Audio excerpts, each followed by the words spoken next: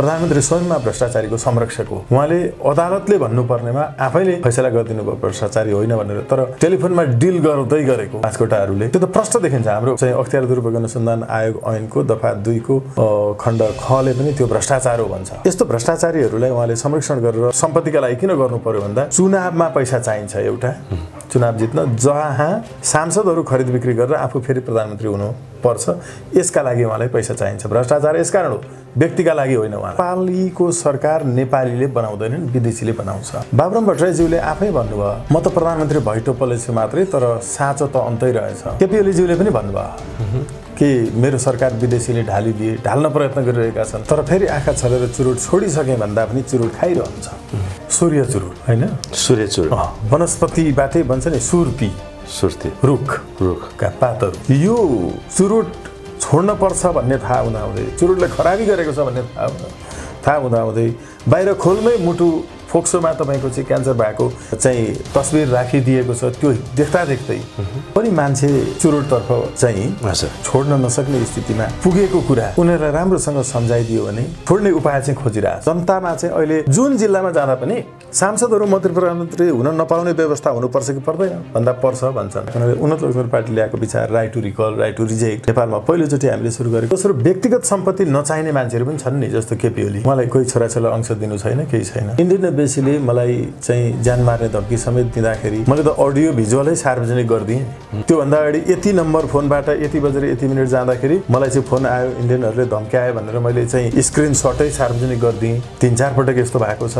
अब विदेशीहरूको त्रासको अघि कुरा गर्दा चाहिँ के हुन्छ, पहिला यिनीहरूले लोभ्याउन खोज्छन्, लोभिएन भने धम्क्याउन खोज्छन्, धम्कीले पनि भएन भने अलि ठुलो त्रास दिन्छन्, त्यो भएन भने मार्दैन। दर्शक नमस्कार, वीर गोर्खाली अनलाइन टेलिभिजन हेर्दै हुनुहुन्छ। सदा चाहिँ देशलाई औधी माया गर्नुहुने, देशको लागि अहरात्र खटिनु हुने, यो देशको सच्चा सपुत माटो बोकेर हिँड्न चाहने, कहिले कोहीसँग नझुकेको सच्चा योद्धाको आवाज दिने क्रममा आज हामी विशिष्ट व्यक्तित्वसँग छौँ। समय मागे एकैचोटिमा ओके भन्नुभयो वरिष्ठ अधिवक्ता, क्रान्तिकारी योद्धा, राजनीतिक विश्लेषक, साथै उन्नत लोकतन्त्र पार्टीको अध्यक्ष स्वागत नेपालजी हामीसँग हुनुहुन्छ। हामी उहाँलाई स्वागत छ सर। धेरै धेरै धन्यवाद मनोज सर। सर्वप्रथम यहाँलाई धन्यवाद दिन चाहन्छौँ। हाम्रो एउटै आग्रहलाई स्वीकारे हामीसँग संवाद गर्न तयार हुनुभयो। आराम हुनुहुन्छ? एकदमै ठिक छु मनोज सर। यहाँ र यहाँको टिममा वीर गोर्खाली, त्यो नेमिङले इटसेल्फ, अब नेपालीमै भनौँ होइन, सरी नामकै हिसाबले पनि वीर गोर्खाली च्यानल, यो त कुरा नगर्ने कुरै भएन। आभारी छौँ धेरै धेरै। हामी आराम छौँ। यो देशलाई आराम छ कि छैन? देशको वास्तवमा हामीले विराम के हो, बिमार चाहिँ के हो भन्ने कुरो खोज्नतर्फ गएनौँ। वास्तवमा अहिलेसम्म हामीले भनेका पार्टीहरू, तिनीहरू कुनै विचार होइन, तिनीहरू बिमारहरू हुन्। राष्ट्रको दृष्टिकोणले विचार र बिमारलाई हामीले छुट्याउन सकेनौँ। यस कारणले राष्ट्रको उत्पत्ति भएदेखि अहिलेसम्मको मुख्य समस्या चाहिँ के हो नेपालको, एकदमै छोटोमा भन्छु हजुर, त्यो समस्या भनेको नेपालीको सरकार नेपालीले बनाउँदैनन्, विदेशीले बनाउँछ। त्यो पनि प्रमाणित गरेर भन्छु है। सरकार नेपालीले ढाल्दैनन्, विदेशीले ढाल्छन्। बाबुराम भट्टराईज्यूले आफै भन्नुभयो, म त प्रधानमन्त्री भइटोपलेछु मात्रै, तर साँचो त अन्तै रहेछ। केपी ओलीज्यूले पनि भन्नुभयो कि मेरो सरकार विदेशीले ढालिदिए, ढाल्न प्रयत्न गरिरहेका छन्। इन अफिस प्राइम मिनिस्टर, एउटा बहालवाला प्रधानमन्त्रीले संसदको रोस्टम प्रयोग गरेर मेरो सरकार विदेशीले ढाल्दिन लागे भन्छ संसारको अर्को कुनै देशमा भने त्यो भयङ्कर ठुलो कुरा हुन्छ, त्यसले तत्काल छोड्नुपर्छ। हेर्नु, तर बाबुरामले, केपी ओलीज्यूहरूले, अरूले पनि सरकार विदेशीले चलाउँछन्, बनाउँछन् भनेको के हो भनेर नागरिकलाई कहिल्यै कसैले बुझाइदिएन। सरकारमा गएर पनि मलाई विदेशीले चलाउँथे भन्ने कुरो बुझाइदिएनन्। हामीले चाहिँ त्यही बिमार भनेको त्यही हो। त्यो बिमार के हो भने सांसदहरूलाई विदेशीले खरिद बिक्री गरेर, विदेशीले भने बमोजिमको यहाँ कानुनहरू बनाएनन्, विदेशीलाई नागरिकता दिने कानुन भनौँ न, नागरिकता अध्यादेश, जो केपी ओलीज्यूले पनि ल्याउनु भयो। हजुर, हामी अधिवक्ताहरूले त्यसलाई अदालतबाट फेल खुवाइदियौँ। विदेशीलाई खुसी बनाउन, उनीहरूलाई नागरिकता प्रदान गर्न, जनतालाई चाहिँ खुसी नबनाउन प्रधानमन्त्री भइसकेपछि केपी ओली जस्तो मान्छे पनि किन बाध्य भयो? यसको एउटै कारण छ, विदेशीले सरकार सांसदलाई खरिद गरेर ढालिदिन्छ। अब सांसदले सरकार नबनाउने र सांसदै मन्त्री प्रधानमन्त्री नहुने व्यवस्था नै यो बिमारको औषधि हो मुख्य। यसकारण अघि देशलाई लागेको बिमार चाहिँ यही हो। सांसदहरू मन्त्री प्रधानमन्त्री हुँदैन, सांसदले सरकार ढाल्न नपाउने, सरकार 2/3 बहुमत प्राप्त हुँदा पनि संसद चाहिँ सरकारले ढाल्नुपर्ने। अस्ति हेर्नु 2/3 सरकारले पनि संसद ढाल्यो नि। यस्तो गर्न नपर्ने व्यवस्था नै त्यो बिमारको औषधि हो। त्यो भनेको उन्नत लोकतन्त्र हो, प्रत्यक्ष प्रजातन्त्र हो। अहिले मैले एक्लै बोल्दा लामो हुन सक्छ। त्यसकारण उन्नत लोकतन्त्र, प्रत्यक्ष प्रजातन्त्र, सांसदहरू मन्त्री प्रधानमन्त्री हुन नपाउने, सांसदले सरकार ढाल्न नपाउने, सरकारले संसद ढाल्न नपाउने हो। यो व्यवस्था नै प्रत्यक्ष प्रजातन्त्र हो। त्यो नै यो बिमारको औषधि हो। नेपाली जनतामा कतिको बुझाउन गएको छ यो बिमारको बारेमा? वास्तवमा मान्छेहरूलाई चुरोट खानुहुन्न भन्ने थाहा छ, तर चुरोटको लत लागेको छ। चुरोटबाट छुटकारा पाउन पनि चाहन्छ, एकचोटि छोड्ने प्रयास पनि गर्छ, तर फेरि आँखा छलेर चुरोट छोडिसके भन्दा पनि चुरोट खाइरहन्छ। सूर्य चुरोट होइन, सूर्य चुरोट वनस्पतिबाटै बन्छ नि। सुर्ती रुखका पातहरू। यो चुरोट छोड्न पर्छ भन्ने थाहा हुँदाहुँदै, चुरोटले खराबी गरेको छ भन्ने थाहा हुँदाहुँदै बाहिर खोलमै मुटु फोक्सोमा तपाईँको चाहिँ क्यान्सर भएको चाहिँ तस्बिर राखिदिएको छ। त्यो देख्दा देख्दै पनि मान्छे चुरोटतर्फ चाहिँ छोड्न नसक्ने स्थितिमा पुगेको कुरा उनीहरूलाई राम्रोसँग सम्झाइदियो भने छोड्ने उपाय चाहिँ खोजिरहेछ। यो के हो भने त्यो प्रतिको प्रेम, त्यो प्रतिको अम्बल, त्यो प्रतिको एउटा लगावबाट छुट्टिने कुराले सिर्जना गर्ने समस्या अथवा त्रास, यो एसोसिएसन, एट्याचमेन्ट, आबद्धता र त्रास जुन छ हो, यो कुरा नै एक हिसाबले भन्ने हो भने व्यक्तिको सम्बन्धहरू जस्तो हाम्रा आबद्धताहरूलाई हामीले छोडिदिएनौँ भने, खतरा उत्पन्न आफ्नै विरुद्ध गरेनौँ भने हाम्रो प्रगति हुँदैन। जस्तो म घरमा बसेको थिएँ, मलाई अफिसको भाडा तिर्नु पर्दैन थियो, घरमा धान चामल दाल सबै थियो। अहिले पनि म घरकै ल्याएर खाइरहेको छु, किनेर खाएको छैन कहिले पनि। म घरैमा बसे हुन्थ्यो नि त, डेरा भाडा पनि तिर्नु पर्दैन थियो त, गाडीमा तेल हाल्ने खर्च बटुल्नु पर्दैन थियो त। तर घरबाट बाहिर निस्किएर मैले मेरो विरुद्धमा केही खतराहरू सिर्जना गरेँ, चुनौतीहरू सिर्जना गरेँ, हेर्नु दुःखहरू सिर्जना गरेँ। आफ्नो विरुद्ध आफैले केही दुःख, केही चुनौती सिर्जना गर्यो भने अनि त्यसपछि प्रगति हुन्छ मान्छेको। बसाइ नहिँड्ने मान्छेको प्रगति हुँदैन। संसारभरि आदिवासीहरू, ट्राइबहरू जो बसाइ हिँड्दैन उनीहरूको त्यो जाति समुदायको विकास कम भएको छ। मलाई लाग्छ सायद तपाईँको पनि बसाइ हिँडेको होला 1-2 पुस्ता। पक्कै पनि होला, किन तराई घर हो, अब तराई त हाम्रो पुर्खौली थलो त होइन। यो बसाइ नहिँडेका मान्छेहरूले जहाँ छन् उनीहरूको तपाईँको जतिको प्रगति भएको छैन। मान्छे अमेरिका जान्छ, दुबई, कतार, अरब, मलेसिया वा काठमाडौँ वा जिल्लाको सदरमुकाम जान्छ। यस्तै हामी जकडिएर जहाँ बसेका छौँ नि, त्यो सूर्य चुरोट खाने अम्बलमा, त्यसबाट बाहिर निस्कन जरुरी छ। यो कुरा हामीले भन्न थालेको 12 वर्ष अगाडिदेखि सर्वोच्च अदालतमा राइट टु रिजेक्टको रिट हालेर जनताले उम्मेदवारहरू खराब उठाए पार्टीले भने भोट हालेर बहिष्कार गर्न पाउनुपर्छ भन्ने राइट टु रिजेक्ट। चुनाव जितेपछि उसले गलत काम गर्यो भने वा भनेको काम गरेन भने आफ्नो भोट फिर्ता माग्न पाउने र उसलाई पदबाट तल झार्न पाउने अधिकार, राइट टु रिकल। 12 वर्षसम्म कानुन बनाऊ है, स्वागत नेपालहरू भनेको ठिकै रहेछ भनेर अस्ति कान्तिपुरले पनि लेख्यो, नागरिकले पनि लेख्यो। 9 वर्ष अगाडि स्वागत नेपालहरूले सुरु गरेको अदालतको आदेश पनि थियो, त्यसलाई मान्दिएको भए वास्तवमा लोकतन्त्र अलिकति होइन शुद्धिकरण हुन्थ्यो, तर गरेनन् भनेर हामीले भनेको अदालतबाट आदेश गराउँदा पनि नगरेपछि हामी 12 वर्ष यता जनताको बीचमा गइरहेछौँ। तर साह्रै बिस्तारो, किनभने एउटा मकैको बोट चाहिँ आज उम्रिएर 3 महिनामा अर्को जेनेरेसन फलाएर मरिहाल्छ, तर एउटा सालको रुख 3 महिना होइन 3 वर्षमा कत्रो हुन्छ। अरू मान्छेहरूले अभियान सुरु गरे, 2 वर्ष पनि अभियान नपुग्दै अर्कै पार्टीमा जोइन गरे, धेरै त्यस्तो पार्टी। अरू मान्छेले पार्टी सुरु गरे, हामीले 12 वर्ष अगाडि ल्याएको राइट टु रिकल र रिजेक्टलाई एजेन्डा चोरी गरेर आफ्नो विधानहरूमा राखे। तर त्यो विधानमा पनि उनीहरू नअडिएर फेरि आफ्नो पोलिटिकल थीमेटिक एरिया, त्यसको सैद्धान्तिक वैचारिक पक्षबाट तपाईँको चाहिँ स्खलित भएर फेरि अर्कै वैचारिक धारतिर लागे। आफ्नो विचारमा अडिन सक्ने मान्छेहरू देखिएनन् नि। हामी त 12 वर्षदेखि यही कुरो भन्दै 12 वर्ष अगाडि हामीले गरेको पनि सरकारले कानुन बनाएन, अब अदालतको अपहेलनामा सजाय गरी पाऊँ भनेर संयोग पनि भयो। हिजो मात्रै सर्वोच्च अदालतमा त्यो निवेदन पेश गरेर अब 20 गते त्यसको पेशी छ।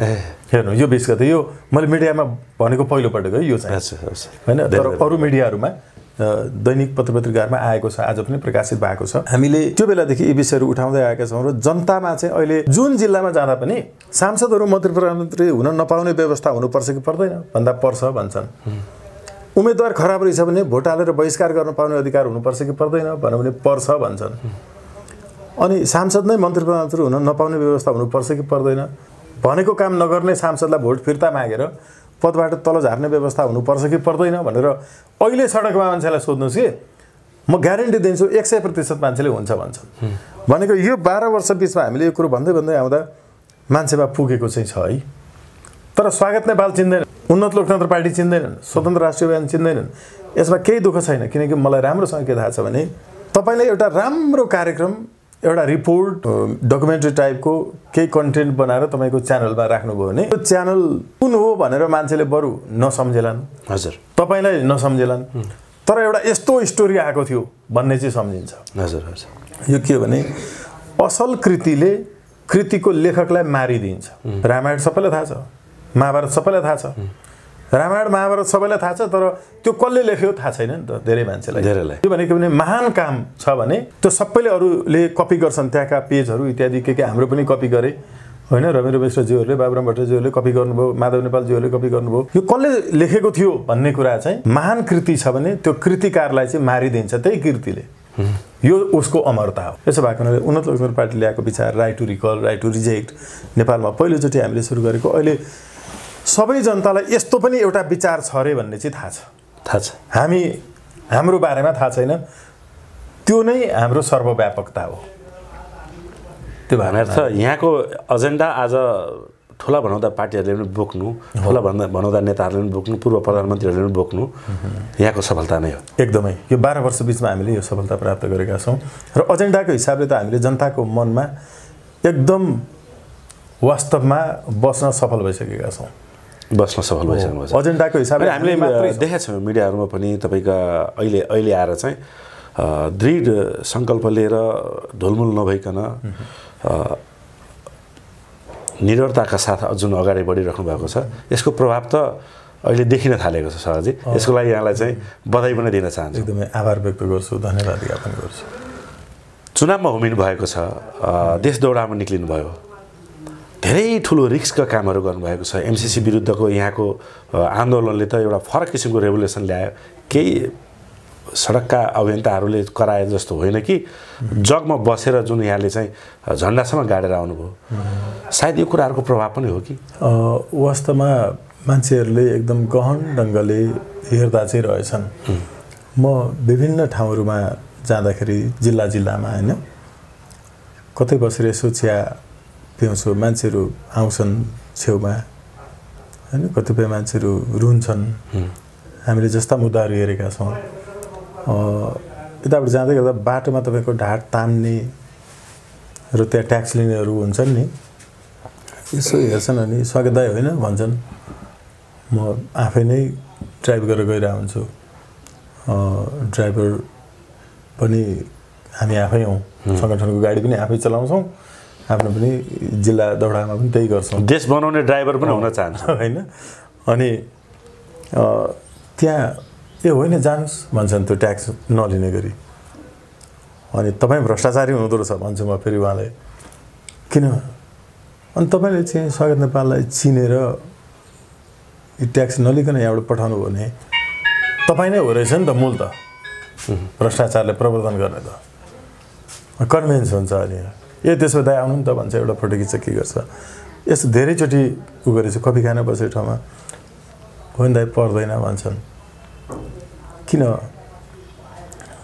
तपाईँलाई पुलिसले कुट्दै लगेको कैयौँपल्ट हत्कडी लाएर उ गरेको देखेको छु हाम्रै लागि त बोलिरहनु भएको छ भन्छन् उहाँहरूको त्यो एउटा प्रेम चाहिँ छ तर यो प्रेमले मात्रै के गर्दैन प्रेमसँग साहस हुनुपर्छ हामी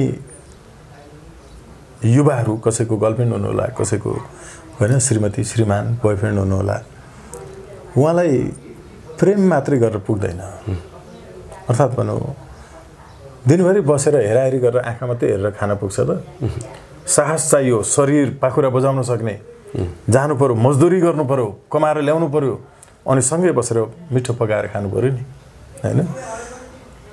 मान्छेहरूले एकहोरो व्यक्तिगत रूपमा स्वागत नेपाललाई वा अरू कसैलाई, कोही अभियन्तालाई माया मात्रै गरेर हुँदैन। उसले के भन्न खोजिरहेको छ, उसको लागि के साहस निकाल्नुस् भनिरहेछ।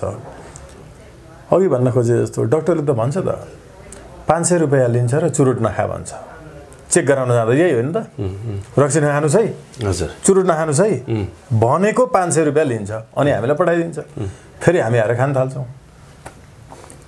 अभियन्ताहरू इत्यादि यो सबै एउटा पदमा जान्छ, तलब भत्ता खान्छ, यसो नगरौँ है भन्छ, आफै खान्छ। फेरि मेरो पनि साथीहरू डाक्टर हुनुहुन्छ कतिपय, हैन? फ्यामिलीमा हुनुहुन्छ, 9 घण्टा उभिएर अपरेसन गर्छ अनि थाकेर आएर चुरुट खान्छ। तर चुरुट खाएर बिरामी भएको मान्छेलाई अपरेसन गरेर आएको हुन्छ कि हो, होइन? तर मान्छेहरूको माया यो सबै कुराले मात्रै केही होइन। मलाई राम्रोसँग थाहा छ आज स्वागत नेपाल, होइन, एकदम जिन्दाबाद भनेर कसैले भन्छ भने भोलि मेरो बारेमा हुँदै नभएको कुनै कुरा कसैले मिडियामा यत्तिकै भनिदियो भने त्यही नबुझिकन स्वागत नेपाल जिन्दाबाद भन्ने मान्छेले नै स्वागत नेपाललाई झुन्ड्याउनु पर्छ भन्छ, जसले नबुझी भन्छ। त्यसकारण हामी जोसुकैलाई सदस्यता नै दिँदैनौँ। हामी जोसुकैलाई सदस्यता त्यो प्रवेश गर्न आयो भनेर हाम्रो त पहिलो राष्ट्रिय सम्मेलनसम्म जोडिने सबै संस्थापक सदस्य हुन्। यहाँ मिडियालाई त नभनौँ, यहाँ उदाहरणको रूपमा यहाँ आफै पनि यो विचारमा उन्नत लोकतन्त्र प्रत्यक्ष प्रजातन्त्रको अबको नयाँ युग भनेको सांसदले सरकार बनाउने होइन, डाइरेक्ट जनताले। अब हामी सबै सांसद हो, हरेक नागरिकको भोट सांसदले अहिले प्रधानमन्त्रीलाई हालेर बनाए जस्तो राष्ट्रपतिलाई डाइरेक्ट भोट हालेर आफ्नो भोट नै निर्णायक हुन्छ हो। त्यो हरेक सांसद चाहिँ नागरिक नै हो र हरेक नागरिक सांसद हो। यो युग ल्याउनका लागि अब पहिलो राष्ट्रिय सम्मेलनसम्म जो सदस्यता प्राप्त गर्नुहुन्छ उहाँहरू सबै संस्थापक सदस्य। कोही एकजना व्यक्ति संस्थापक हुँदैन, म संस्थापक होइन। यही कुरो मनमा बोकेर दार्चुलामा, ताप्लेजुङमा, सप्तरीमा बसिरहेका धेरै मान्छेहरू छन् जहाँ मिडिया पुग्न सकेको छैन। उहाँहरू मिडियामा आएर बोल्नु भएको छैन।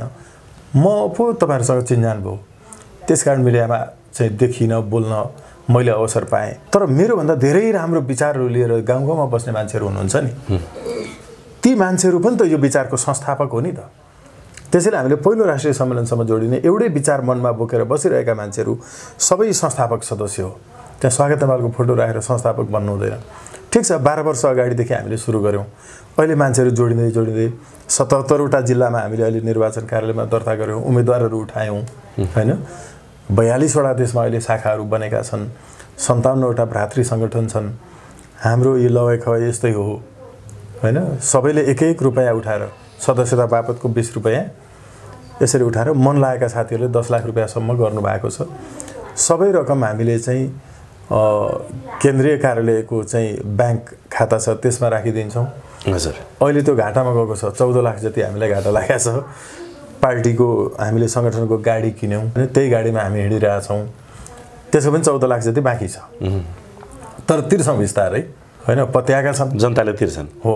हामीले चाहिँ जनता भनेर जोसुकैबाट चाहिँ गर्दैनौँ, हाम्रो सदस्यबाट मात्रै लिन्छौँ। एजेन्डा मन पराएर आएर सहयोग गर्न चाहने त नेपाली जनतासँग लिँदा भइहाल्यो नि, किनकि जनताको पार्टी हुन चाहनु भएको छ नि त। त्यो चाहिँ हो। तर हामीले एउटा के गरेका छौँ भने हाम्रो सदस्य नभएकाहरूसँग हामी लिँदैनौँ, बरु हामी अझै अरू 5 वर्ष ढिलो गर्छौँ काम। सदस्य बनाउने नि कुरा बुझाएर सदस्य त्यो चाहिँ हो। किनभने सबै एकजना विरोधी नहुने गरी देश हाँक्ने इच्छा लिएर हिँड्नु पर्यो नि सर, होइन? एकदम सही हो। त्यसो भए त सबै तपाईँको सदस्य भयो नि। त्यो एकदमै सही हो, होइन? हो, सबै हाम्रो सदस्य हुनुपर्छ भन्ने विश्वास साथ हिँड्नु पर्यो नि। अब सर यहाँलाई यति ठुलो शक्तिहरूसँग लडिराख्नु भएको छ, यहाँकै भनेअनुसार बालबाला प्रधानमन्त्रीलेसम्म विदेशी प्रभावले मलाई हटाउँदैछ, मलाई बनाउँदैछ बोलिसकेका कुराहरू हुन्। पूर्व प्रधानमन्त्रीहरूले त झन् चरम वैदेशिक हस्तक्षेप भनेर 5वटा प्रधानमन्त्री, प्रधान न्यायाधीशहरूलेसम्म भनेको कुराहरू आयो। यति ठुलो शक्तिसँग लडिराख्नु भएको छ, भोलिको दिनमा त्यो प्रभावमा यहाँ पर्नुहुन्न भन्ने चाहिँ के ग्यारेन्टी हो त? कस्तो राम्रोसँग वास्तवमा सबैले बुझ्नुपर्ने गरिकन भनिदिनु भयो। एकदम थ्याङ्क यू यो प्रश्नको लागि चाहिँ। हामीले मेरो मात्रै पनि वेबसाइटमा हेर्यो भने 10 वर्ष अगाडिदेखिको मेरो सबै सम्पत्ति विवरण छ। हेर्नु है, मेरो फ्यामिलीको छ। अनि मान्छे विदेशीहरूसँग वा अरू कुनै देशभित्रकै पनि शक्तिहरूसँग प्रभावमा पर्नु पर्नाको कारण के हो? उसले सम्पत्तिका लागि हो एउटा व्यक्तिगत। दोस्रो, व्यक्तिगत सम्पत्ति नचाहिने मान्छेहरू पनि छन् नि, जस्तो केपी ओली। उहाँलाई कोही छोराछोरीलाई अंश दिनु छैन, केही छैन, तर पनि उहाँलाई संस्थागत रूपमा भ्रष्टाचार गरेर पैसा बटुलेर चाहिँ जम्मा गर्ने मान्छेहरूको समूहको मन्त्रीमण्डल किन चाहियो? देखि विश्वले भन्यो, औपचारिक रूपमा ट्रान्सपरेन्सी इन्टरनेसनलले समेत भन्यो कि प्रधानमन्त्री स्वयंमा भ्रष्टाचारीको संरक्षक हो। उहाँले अदालतले भन्नुपर्नेमा आफैले फैसला गरिदिनु भयो भ्रष्टाचारी होइन भनेर। तर टेलिफोनमा डिल गर्दै गरेको होइन पाँचकोटाहरूले, त्यो त प्रष्ट देखिन्छ। हाम्रो चाहिँ अख्तियार दुरुपयोग अनुसन्धान आयोग ऐनको दफा 2 को खण्ड खले पनि त्यो भ्रष्टाचार हो भन्छ, मुलाइजा गरेको। यस्तो भ्रष्टाचारीहरूलाई उहाँले संरक्षण गरेर सम्पत्तिका लागि किन गर्नु पर्यो भन्दा चुनावमा पैसा चाहिन्छ एउटा, चुनाव जित्न, जहाँ सांसदहरू खरिद बिक्री गरेर आफू फेरि प्रधानमन्त्री हुनु पर्छ, यसका लागि उहाँलाई पैसा चाहिन्छ। भ्रष्टाचार यसकारण हो, व्यक्तिका लागि होइन उहाँलाई। यो कहाँ जोडिन्छ भन्दा त्यही सांसदहरूले मन्त्री प्रधानमन्त्री बनाउने व्यवस्थासँग जोडिन्छ। यदि सांसद मन्त्री हुन नपाउने व्यवस्था थियो भने इटाभट्टामा मान्छे पोलेर भए पनि कसैलाई मन्त्री हुन सांसद हुन मन लाग्थ्यो? लाग्दैन थियो। चुनावमा सकेसम्म बढी खर्च गर्ने, चुनाव जितेपछि त्यो चुनावमा भएको खर्च असुलुपर गर्ने र अर्को चुनावका लागि फेरि बटुल्ने, यसका लागि भ्रष्टाचार संस्थागत भएको हो नेपालमा। अब सांसदहरू मन्त्री प्रधानमन्त्री हुन नपाउने व्यवस्था हामी भन्दैछौँ, अनि खर्च कहाँ गर्नुपर्छ र पैसा चाहिन्छ एउटा। अर्को कुरा, सम्पत्ति विवरण यी सबैको सार्वजनिक अहिलेसम्म भएको छ। मन्त्री प्रधानमन्त्री भएको 3 महिनापछि भन्छन्, तर हाम्रो चाहिँ पार्टीको कुनै पनि तहको कमिटीमा बस्नैलाई सम्पत्ति विवरण सार्वजनिक गर्नुपर्छ। पार्टीको ऊ अबको 20 वर्षपछि मन्त्री होला वा सांसद होला, तर अहिलेदेखि नै गर्नुपर्छ हो। यो त हामीले हाम्रो सङ्गठनभित्र आजभन्दा 10 वर्ष अगाडिदेखि त अभ्यास गर्दै आएका छौँ त। हेर्नुहोस् है, अब म एउटा पार्टीको अध्यक्ष भइसकेपछि मान्छेले भन्छन् कति न्यायाधीश हुन गएको नि के मेरो क्लासमेटहरू त भइसक्यो त, उच्च अदालतको होइन तपाईँको मुख्य न्यायाधीशसम्मको उसमा पुगिसक्नुभयो। हो, सहसचिव त मेरो क्लासमेटहरू यो पटक चाहिँ भइसक्नुभयो। सचिवको लेभलमा त एकजना अब जाँदै हुनुहुन्छ। भनेको के भने अब जाने ठाउँ कहीँ पनि छैन। मिडियामा राष्ट्रिय मिडियाहरूको तपाईँको सम्पादक भएर बसेँ, बिहान बेलुकै समाचार पढेर बस्ने थाहा छँदैछ होइन। दिनैपिछे पत्रिकामा नाम छापिरहेको हुन्छ, अनि पपुलारिटी पनि हो त त्यो होइन, त्यो त वाक्क भएर छोडेको हो नि त। पञ्चायत कालमै पनि म पत्रकारिता गरिरहेको थिएँ। हेर्नु 48 सालदेखि त राष्ट्रिय तपाईँको चाहिँ उसमा समाचार समितिदेखि लिएर सबैमा काम गर्दै आएँ। त्यस कारण केही गाली पनि धेरै खाइएको छ, ताली पनि धेरै खाइएको छ। अब हामीले अहिले के हेर्नुपर्छ भने इन्डियन एम्बेसीले मलाई चाहिँ ज्यान मार्ने धम्की समेत दिँदाखेरि मैले त अडियो भिजुअलै सार्वजनिक गरिदिएँ। त्योभन्दा अगाडि यति नम्बर फोनबाट यति बजेर यति मिनट जाँदाखेरि मलाई चाहिँ फोन आयो, इन्डियनहरूले धम्क्यायो भनेर मैले चाहिँ स्क्रिनसटै सार्वजनिक गरिदिएँ। 3-4 पटक यस्तो भएको छ। अब विदेशीहरूको त्रासको अघि कुरा गर्दा चाहिँ के हुन्छ भने पहिला यिनीहरूले लोभ्याउन खोज्छन्, लोभिएन भने धम्क्याउन खोज्छन्, धम्कीले पनि भएन भने अलि ठुलो त्रास दिन्छन्, त्यो भएन भने मारिदिन्छन्। अहिलेसम्म देखिएको त्यसो। तर सबै मान्छे यिनीहरूबाट मारिन मात्रै जन्मिएको छैन। ब्रह्माजीलाई तपाईँको निवेदन हालेर जन्मिएको पनि होइन, यमराजलाई घुस खुवाएर बाँचिरहेको पनि होइन। जुन दिन जसरी जहाँ मर्नुपर्छ भन्ने कुरो लेखेको छ नि, त्यो दिनभन्दा अगाडि मलाई कसैले मार्न सक्दैन। यो दिन यहाँ मर्नु भनेर मलाई निश्चित गरिदिएको छ भगवान्। त्योभन्दा अगाडि अमेरिकाको सबै सेना आए पनि मलाई मार्न सक्दैन। त्यसैले हामीले जीवनमा के काम गर्छौँ त्यसको चाहिँ आफूले जिम्मेवारी लिने हो। अलिकति भगवान् कृष्णले भन्नुभएको छ कि एउटा भनौँ, कृष्णलाई चाहिँ अर्जुनले अलिकति मुखमुखै लागेपछि गाली गर्नुभयो, तिमीलाई अब सजाय हुन्छ। अनि सजाय हुन्छ भनेपछि अर्जुनले के भन्छन् भने अघि तपाईँ भन्दै हुनुहुन्थ्यो सबै काम मेरो कारणले भएको छ, सबै कार्यहरूको कारण म हो भन्नुभएको छ। मैले जे गर्छु यो त तपाईँको इच्छा हो, भगवान्को इच्छा हो, मैले गरेको काम भने मलाई किन सजाय दिनुहुन्छ भनेपछि कृष्णले के भन्छन् भने त्यसमा एउटा आउँछ तपाईँको गीताको चाहिँ दोस्रो अध्यायको 15औं श्लोक हो जस्तो लाग्छ मलाई। कर्मण्यवाधिकारस्ते मा फलेषु कदाचन। अरू प्राणी र तिमीमा के फरक छ भने अरूलाई मैले विवेक दिएको छैन है, ठिक के बेठिक भन्ने कुरा छुट्याउनलाई, तर तिमीलाई विवेक दिएको छ। तिम्रो दुईटा कुरा मात्रै निश्चित गरेको छ, एउटा मर्ने, अर्को जन्मिने। मर्ने र जन्मिने निश्चित छ, त्यो बाहेक अरू सबै तिम्रो कारणले निश्चित हुन्छ र कर्म जे गर्छौ त्यसको फल तिमीले प्राप्त गर्छौ। कर्म नगरेर फलको प्राप्त हुँदैन, त्यसको गलत व्याख्या गरेका छन् फेरि अरूले। अब तिमीले नै यसकारण यो कर्मको फल पाउनुपर्छ। मैले त जन्म र मृत्यु मात्रै निश्चित गरे हो। हामी अहिले यो डर त्रास इत्यादिको सम्बन्धमा कुरा गर्दै गर्दा मलाई मार्नै सक्दैनन् त। अहिले यहीँनिर कोही आयो भने मलाई रिभल्भर लिएर अति धेरै भयो भने तपाईँको यो क्यामेरा उठाएर उसलाई हालेर रिभल्भर भुइँबाट झर्न पनि सक्छ, भएन भने यतापट्टिको यो झ्याल यो सिसा फोडेर म तल झर्न पनि सक्छु। मेरो पक्कै मर्ने आज निश्चित लेखिएको रहेछ भने यति नै बेला मलाई मार्छ, सकिन्छ खेल। त्यसकारण त्यो दुई पटक हुँदैन कि मर्ने कुरा। यो पटक पटक लोभ डर त्रास प्रभाव र मार्नेसम्म कुरा आउनुको मतलब चाहिँ स्वागत बिकेन, यो प्रभावमा परेन, यसलाई डर पनि छैन, यो क्यापेबल सक्षम पनि छ, यसलाई रोक्न सकेन भने यसले नेपाल बनाउँछ भनेरै हो त विदेशी शक्तिहरूले। यो चाहिँ वास्तवमा नेपालका लागि चाहिएको विचार हो नै। नेपालका लागि जबसम्म विदेशीले सांसद खरिद बिक्री गरेर सरकार ढाल्ने व्यवस्था भइरहन्छ तबसम्म नेपाल बन्दैन। उनीहरूले गर्न नदिने पनि यही हो विदेशीले। हाम्रो कृष्णबहादुर महराजजीले पनि सांसद खरिद गर्नका लागि पैसा चाहियो भनेर चाइनाहरूसँग त्यो त अडियो भिजुअलै आयो, प्रमाणित छ त। हाम्रो देश कसरी यहाँको महत्त्वपूर्ण समय र समारोहको लागि धेरै धेरै धन्यवाद। जय राष्ट्रवाद, जय नेपाल आमा, जय नेपाल आमा।